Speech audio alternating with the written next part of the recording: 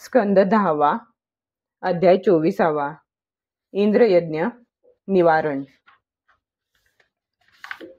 श्रीशुक म्हणतात, भगवान श्रीकृष्ण बलरामांच्यासह वृंदावनामध्येच राहत होते. एके दिवशी त्यांनी पाहिले की सर्व गोप इंद्रयज्ञ करण्याची तयारी करीत आहेत. भगवान श्रीकृष्ण सर्वांचे अंतर्यामी आणि सर्वज्ञ असल्यामुळे त्यांना हे माहीत होते.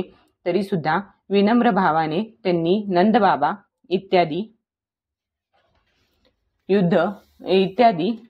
वृद्ध गोपांना विचारले, तात ही कोणत्या यज्ञाची गडबड चालू आहे, त्याचे फळ काय, कोणाला उद्देशून व कोणत्या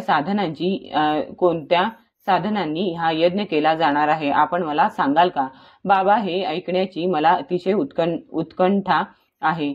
जे संत पुरुष सर्वांना आपला आत्मा मानतात, ज्यांच्या दृष्टीत आपला आणि परका असा भेद नसतो, म्हणून ज्याला कोणी मित्र, शत्रू वा तिराईक नसतो, त्याच्यापासून लपवून ठेवावी अशी कोणतीच गोष्ट नसते. परंतु असे नसेल तर मात्र कोणतेही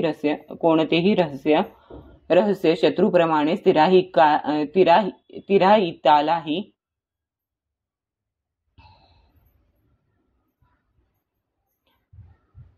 जे संत पुरुष सर्वांना आपला आत्मा मानतात, ज्यांच्या दृष्टीत आपला आणि परका असा भेद नसतो, म्हणून ज्याला कोणी मित्र, शत्रू वा तिराईत नसतो, त्याच्यापासून लपवून ठेवावी अशी कोणतीच गोष्ट नसते.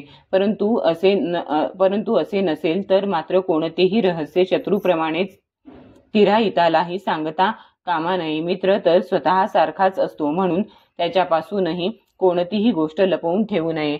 हा संसारी मनुष्य समजून किंवा न समजता अनेक प्रकारच्या कर्मांचे अनुष्ठान करतो. त्यांपैकी समजून करणाऱ्यांची कर्मे जशी सफल होतात तशी न समजता करणाऱ्यांची होत नाहीत. तर आपण जो यज्ञ करणार आहात तो विचारपूर्वक आहे की रूढी म्हणून आहे, हे मी जाणू इच्छितो. आपण मला संयुक्तिक सांगा. नंद म्हणाले, देवराज इंद्र ही पर्जन्य देवता आहे. मेघ हे त्याचे स्वतःचेच रूप आहे. सर्व प्राण्यांना तृप्त करणारे आणि जीवनदान देणारे, जे पाणी त्याचा ते वर्षाव करतात. बाळा, आम्ही आणि अन्य काही माणसे त्या मेघपती इंद्राची पाण्यापासूनच उत्पन्न झालेल्या पदार्थांनी यज्ञ करून पूजा करीत असतो. यज्ञ केल्यानंतर जे शिल्लक राहते त्याच अन्नाने सर्वजण धर्म, अर्थ आणि काम या 3 पुरुषार्थाच्या सिद्धीसाठी आपला जीवन निर्वाह चालवितात. मनुष्यांच्या प्रयत्नांना फळ देणारा पाऊसच होय.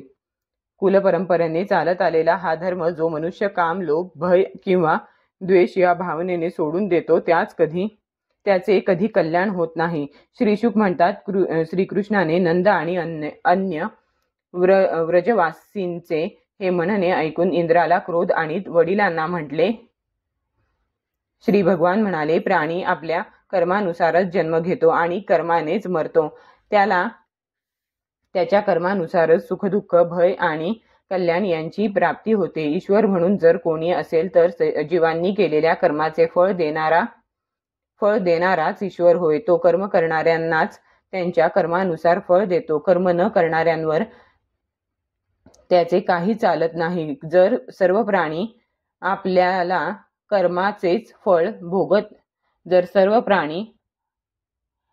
आपापल्या कर्माचेच फळ भोगत असतील तर आम्हाला इंद्राची काय आवश्यकता? पूर्वसंस्कारानुसार प्राप्त होणाऱ्या माणसांच्या कर्मफलाला जर तो बदलू शकत नसेल तर तो कशाला हवा? मनुष्य आपल्या पूर्वसंस्कारांच्या अधीन आहे, तो त्यानुसारच वागतो. देव, असुर, मनुष्य या सर्वांसह जे जग स्वभावावरच अवलंबून असते. जीव आपल्या कर्मानुसारच उत्तम किंवा कनिष्ठ शरीर ग्रहण करतो आणि सोडतो. कर्मानुसारच शत्रू, मित्र, उदासीन असा व्यवहार करतो. किंबहुना कर्मच गुरु आहे आणि कर्मच ईश्वर आहे.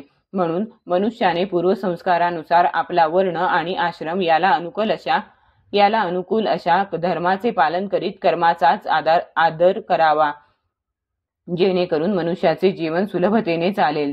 तीच त्याची इष्टदेवता होय.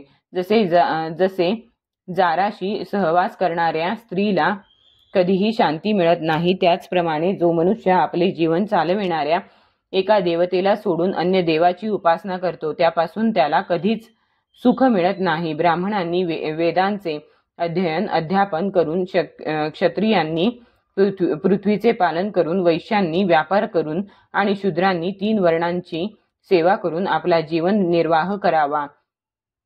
वैश्यांचे व्यवसाय 4 प्रकारचे आहेत: शेती, व्यापार, गुरांचे पालन आणि सावकारी. आम्ही त्यांपैकी फक्त गोपालनच नेहमी करीत आलो आहोत.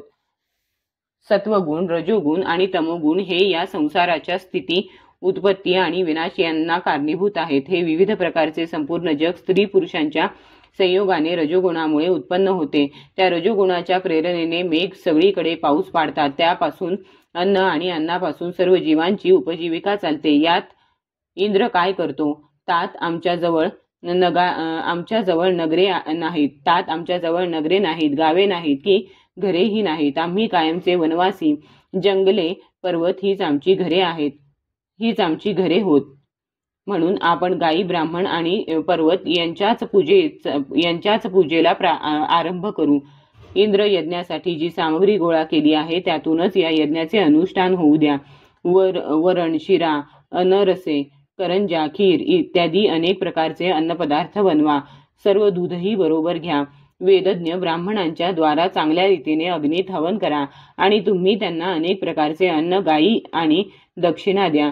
याखेरीज चांडाळ, पतित इत्यादींपासून कुत्र्यांपर्यंत सर्व प्राण्यांना यथायोग्य अन्न देऊन गायींना चारा घालावा आणि गोवर्धन पर्वताची पूजा करावी. सर्वांनी अंगाला सुगंधी उटी लावून सुंदर वस्त्रे परिधान करून अलंकार घालावेत आणि भोजन करून गायी, ब्राह्मण, अग्नी व गोवर्धनाला प्रदक्षिणा घालावी. बाबा माझे तर मत असे आहे, जर आपणाला योग्य वाटत असेल तर तसे करा. या यज्ञात गायी, ब्राह्मण, पर्वत यांना आणि मला सुद्धा अतिशय प्रिय आहे. श्रीशुक म्हणतात, कालरूप भगवंतांनी इंद्राची घमेंड उतरवण्यासाठी जे सांगितले ते नंदादी गोपांनी मनापासून स्वीकारले. भगवान श्रीकृष्णांनी जसे सांगितले होते तसेच सर्व केले. अगोदर ब्राह्मणांकडून स्वस्ती वाचन करवून घेऊन इंद्र यज्ञाच्या सामग्रीने पर्वताला आणि ब्राह्मणांना आदरपूर्वक भेटवस्तू दिल्या. तसेच गुरांना चारा घातला. नंतर त्यांनी गुरांना पुढे घालून गोवर्धनाला प्रदक्षिणा घातली. ब्राह्मणांचे आशीर्वाद घेऊन आणि चांगल्या तऱ्हेने साज शृंगार करून